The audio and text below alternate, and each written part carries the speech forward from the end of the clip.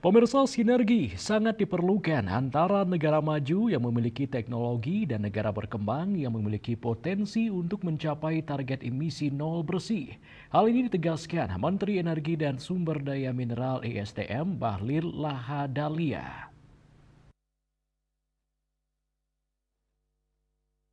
Dikonfirmasi antara dari Jakarta, Menteri Energi dan Sumber Daya Mineral (ESDM) Bahlil Lahadalia menyampaikan, sinergi harus ada antara negara-negara maju yang sudah mempunyai teknologi dan negara-negara berkembang yang mempunyai potensi tapi belum memiliki teknologi yang baik.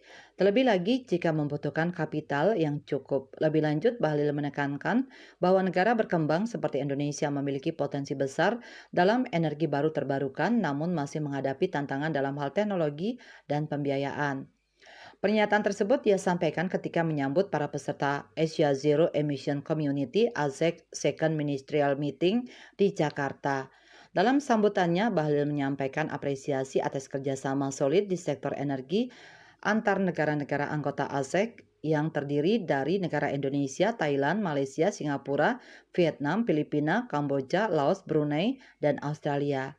Ia juga menegaskan pentingnya kolaborasi untuk mencapai target emisi nol bersih, terutama bagi negara berkembang seperti Indonesia yang membutuhkan teknologi dan pendanaan yang memadai. Mencapai emisi nol bersih merupakan tujuan bersama dan ini adalah tanggung jawab bersama.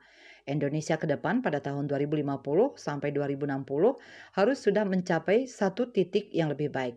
ASEC merupakan bagian dari inisiatif pengurangan emisi yang pertama kali diinisiasi oleh Perdana Menteri Jepang pada COP26 di Glasgow dan diluncurkan secara resmi pada KTT G20 di Bali 14 November 2022 oleh Presiden Joko Widodo dan Perdana Menteri Jepang Fumio Kishida. Pertemuan ASEC Second Ministerial Meeting ditargetkan menghasilkan the Second ASEC Ministerial Joint Statement, Public Memorandum of Understanding (MOU) proyek ASEC baru, dan peluncuran Asian Zero Emission Center. Selain itu akan diselenggarakan pula ASEC Business Forum yang bertujuan untuk menggalang partisipasi badan usaha dalam upaya dekarbonisasi sekaligus sebagai forum bisnis matching untuk memperkuat kolaborasi di masa depan. Dalam kesempatan yang sama, Menteri Ekonomi Perdagangan dan Industri Jepang Ken Saito menyampaikan apresiasinya terhadap Indonesia atas penyelenggaraan acara ini. Antara News melaporkan.